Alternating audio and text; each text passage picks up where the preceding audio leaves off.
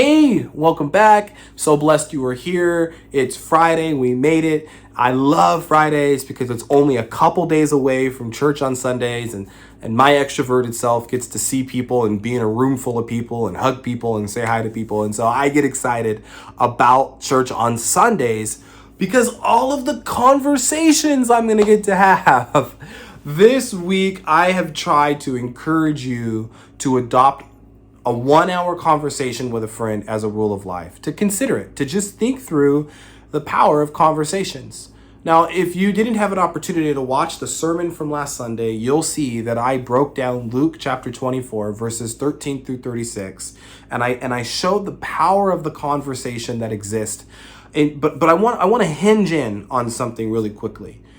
I understand that a lot of people don't engage in conversations beyond text messages or beyond instant messaging or email because they just don't know what to say. Maybe they feel like they have a story or a narrative that they tell themselves that they're not a good communicator, that they're not a good talker, or that they're awkward, right? And I just want to say that those things might be true of you. They may not be stories that are false. They might be stories that are keeping you from stepping into who God's called you to, but those things may be real, and I want to acknowledge and leave room for your personality in this space. Murdoch, I can't remember his first name for the life of me. It might be Mike, but don't quote me on the name. I want you to quote me on what I'm saying. Rather, quote Murdoch, not me. Murdoch says, the person who asks the questions determines the power of the conversation. The person who asks the questions determines the power of the conversation. And so in a lot of ways, it's not about having the right things to say. It's not about being an expert of things in your life. And it certainly is more than asking, so how was your day, right? I don't know if you noticed yesterday, but as I was talking about the people who share the sentiment at funerals when I'm officiating them, I lean into getting to the root of why they're so wounded.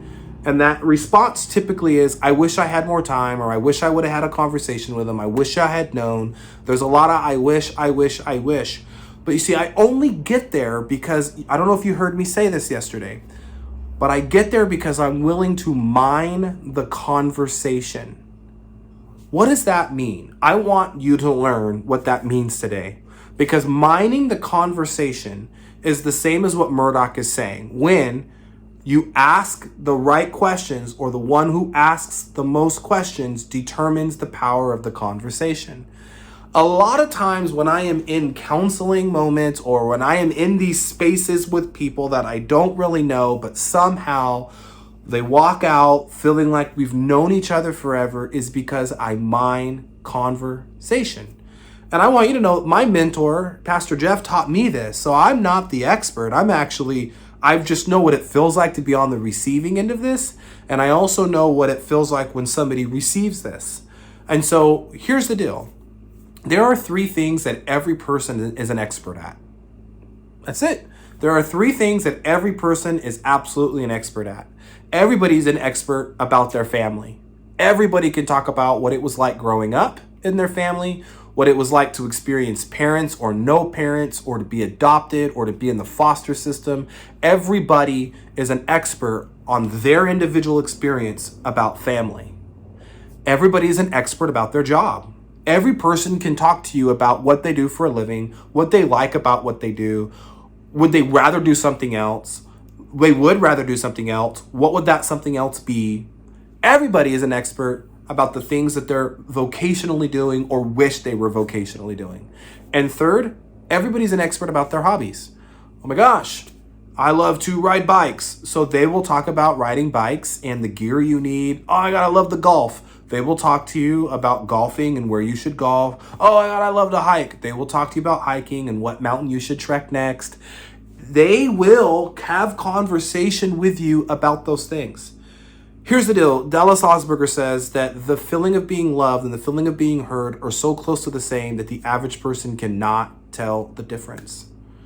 And so my encouragement to you would be that you go through this crazy thing that we have said can be a vice on your life. Go into that device, look into that phone book, look into that long list of contacts that you have. or go onto your Instagram or your messenger and look for contacts and engage with people and actually invite them into a 1 hour conversation with you. Whether it is an hour at Starbucks or Dutch Bros, or it is an hour at the new Olive Garden restaurant in Merced, I don't know, right? Just whatever that looks like, engage. And don't worry about being an expert and saying all the right things. Instead, determine the power of the conversation by how you ask questions. Tell me more about your mom. Tell me more about your dad. Oh, wow, I don't know anything about being a golfer. Tell me more about golf. Tell me more about fishing. Tell me more about selling cars. What is that like? How did you get into that? Be the one that asks the most questions. Here's why. When you do that, you actually are very close to how Jesus was.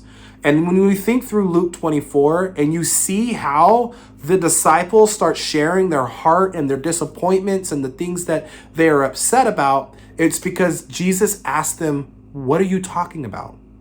And they said, you must be the only person in Jerusalem who doesn't know what's happened. And he tells them, what are you talking about? He asked 2 questions. And then because he asked those 2 questions, he did have permission to speak into their ignorance. You see that? Now, as Jesus doesn't need anybody's permission, but his willingness to ask questions first actually opened up their ears to hear that they were missing the whole story, which led to him being in their living room or kitchen or dining room, breaking bread, and the identity of Jesus being revealed. The power of the conversation rests in the person who's willing to ask the questions. It's not about having the right things to say. It's about knowing the right things to ask. God bless. It's been a wonderful week, and we'll talk soon.